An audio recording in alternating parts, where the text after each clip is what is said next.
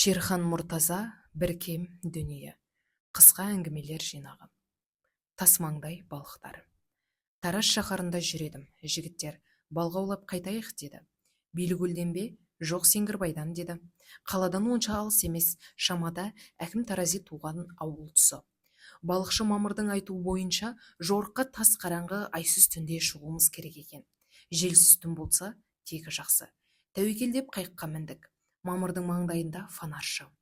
Тереңге жеткенде маңдай шамды жарқ еткізіп жағып жіберді. Сол екен, судың астына дәу балықтар шоршып шапшып секірген ай.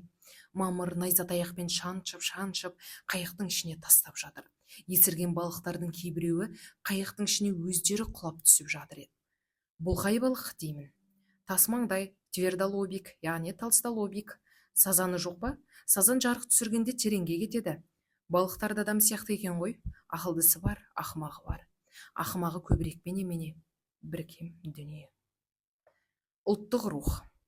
Жаһандану деп жаулатқан ұран сияқты үндер үрей түскен заман.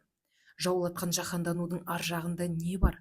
Үңіліп қарайын десем, бойым жетпейді, ойым да жетпейді. Мен білсем, бұл жаратқан құдіреттің әміріне кәпірстан қарсылық. Жаратқан құдірет табиғатты сан алуан етіп жаратты. Гүлдерге қараңызшы, сан алуан қызыл, жасыл, сары, көк, шұғыла кемпір қосаққа қараңызшы, бояулардың сан түрі бар. Жан-жануар аңқұстар ше, әрқайсысының өз үні, өз тілі бар. Бәрін бір келкі, бір қалыптан шығарамын десе, Құдайдың құдіреті жетпей қалған жоқ шығар. Адамдар да сондай, әр ұлттың өз тілі бар. Ал енді жаһандану деген жаңа Құдайды қолдан жасап алып, адамдар бір-ақ тілде сөйлемекші ме? Күні кеше ғана болған сондай бір сорақы талап шығып, Советтер одағы дейтін елде барлық ұлттарды бір-ақ тілде, орыс тілінде сөйлетпекші болған. Құдай сақтап олудақ тарады да, әр ұлт өз тілінде сөйлеуге еркіндік алды. Бірақ қатерлі кесел атпен келіп, жаяу қайтатын көрінеді. Орысша болып кеткен тіл әсіресе кеңселерде, үкіметте, парламентте, министрлікте әлі сіресіп тұр. Арктиканың мұзы сияқты десе де, мұзды мұхиттай еритін көрінеді. Ана тілі атты газет таяудағы бір нөмірінде елден сүйінші сұрап, алқа мәжілісі қазақша өтті деп айқайлайды. Бірақ артынша, алайда мемлекеттік тіл биліктің күнделікті ең маңызды міндетіне айналмай отыр деп сыбырлайды. Бұған да шүкір. Сірә қатерлі ауру батпандап кіріп мысқылдап, грамдап шығатын шығар. Бір кем дүние. Түгел мен тұтас. Тараздан шығып Шақпақтан асып Түркібас орталығына кіре бергенде жол бойында қасиетті жазу тұр. Түркі елі түгел бол, Түркістан тұтас бол. Авторы Тұрар Рысқұлов екен. Сірә ол кісі Түркістан Республикасының төрағасы болып тұрған кезінде айтылған ұран шығар. Сол Түркістан Республикасының құрамына Қазақстанның оңтүстігі Өзбекстан, Қырғызстан, Түркменстан, Тәжікстан кірген еді. 1924 жылы Сталин біртұтас Түркістанды бөліп тастады. Рысқұловтың арманы үзілді. Бөліп алда билей бер деген сұрқия саясат белең алды. Ат бөлінгенді бәрі жейді деуші еді, кім біледі. Бір кем дүние. Жалғыз ұл. Жалғыз ұлы бар кісінің шығарда шықпас жаны бар. Екі ұлы бар кісінің өкпе бауыр жалы бар. Үш ұлы бар кісінің Бұхарада малы бар. Төрт ұлы бар кісінің аспанға салған жолы бар. Кешегі жоқ жітіктеу қиын қыстау кездің өзінде алтын алқа, күміс алқа таққан аналар тізімі газеттерде жиі жарияланып тұрушы еді.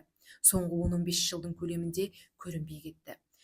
Бала туудың алтын бесігі ауылдың өзінде қазір нәресте саны қасқалдақтың қандай азайды. Бала табу жалғыз жарымнан аспайтын болды. Не себеп? Тұрмыс жағдай бұрынғыдан гөрі біршама тәуірленген сияқты еді. Не көрінді? Әлде өркениеттің өкірегі мен әлде гендерлік саясаттың сипаты ма? Біз тым азбыз ғой, аздың маңдайында бақ тұрмайды деуші еді ғой. Кейбір елдер сияқты бізге жер жетпей жатқан жоқ. Шыңнан болашақты болжай алмайтын, бір күнді қарынды ғана ойлайтын бейқам елміз бе?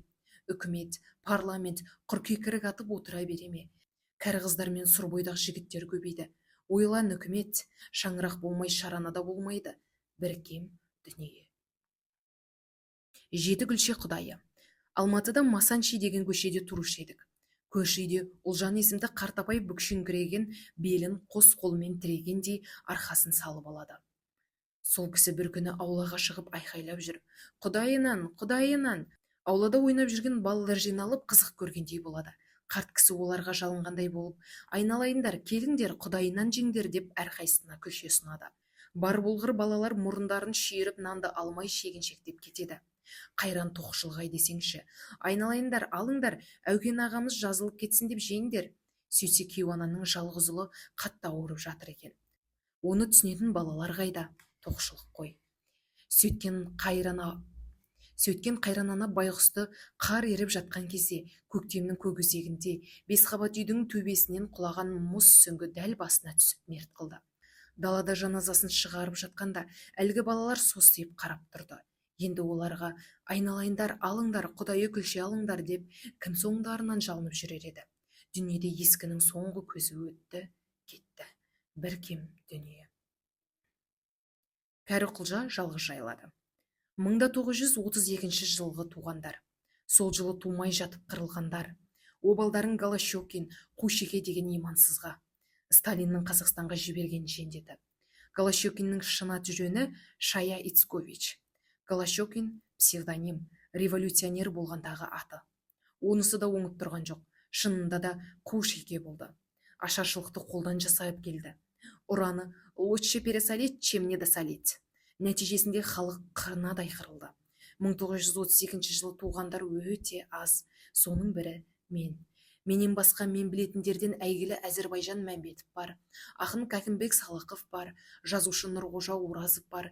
Менімен әр орта мектепте 1950 жылы бірге бітірген Әбдуәлі Данаев бар. Ірі тұлға Камал Смайылов бар еді. Ол қазір жоқ. Құдай о дүниесін берсін.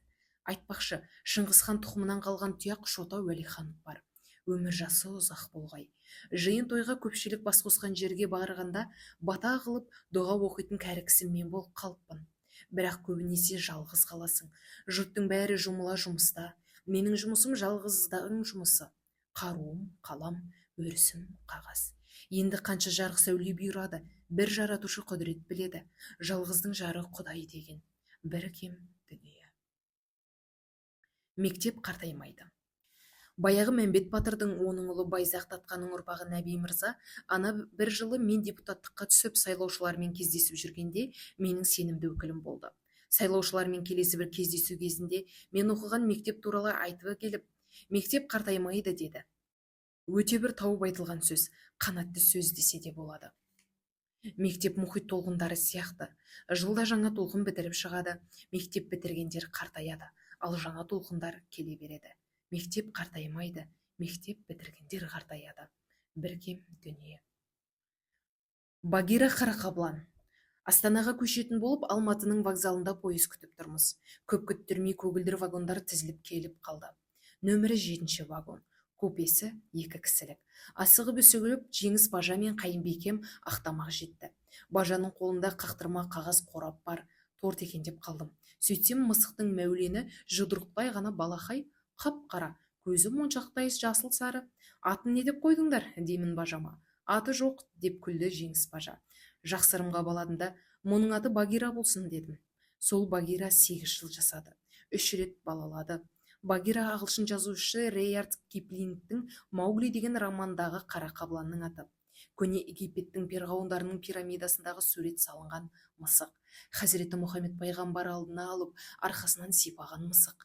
Мұхаммед пайғамбардың шекпенінің етегіне мысығы жатып, ұйықтап қалыпты. Хазіреті пайғамбар намазға тұрайын десе, мысықты оятуға қимай, шекпенінің етегін қайшымен қиып тастап түрегеліпті.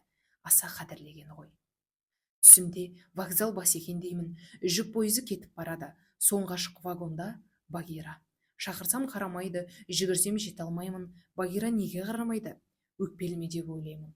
Бұл түсім еді. Біраз күн өткенде Багира қатты ауырып өлді. Ақылды мысық еді. Менің ауру жүрегімді жазбақшы болып кеудеме жатып алушы еді. Алдыңғы 2 аяғымен ішіме массаж жасаушы еді. Оған кім үйретті? Өзіне туа біткен қасиет. Қайдағы бір мысықты жазғаны несі деп қалмаңдар. Ол пайғамбардың сүйіктісі, Қабылан әулетінің жұрнағы. Бар еді, жоқ болды. Бір кем дүние. Ауылда аңсау. Бір жол бар жақын, жақын да болса алыс. Бір жол бар алыс, алыс та болса жақын. Халық айтқан. Тараздан шыққан жолаушы пойызы Борандыға 1 сағатты жетіп қалды. Оған жеткенше жолда Таскентаудан өтті. Таскентаудың түнелінен шыға бере сол жағыңнан Тәңіртау жарқ ете қалады. Түтін сасыған қараңғы түнектен шығып, жәннаттың жарық әлеміне шыға келгендей боласың. Пойызда осы пейіш келбетін кие тұтқандай кісінеп алып жүйткей түседі. Әне-міне дегенше күркіре судан өтіп, Сұрым станциясына жетіп, 111-ші бекетке бет алады. Енді мен Тамбурға шығып, Тәуекелге бет байлаймын. 111-ші бекеттің бұрынғы аты Қазбастау. Ар жағы тауға қарай біздің ауыл жап жақын. Егер борандыдан түсіп қалсам, ауыл алыс, 111 жап жақын.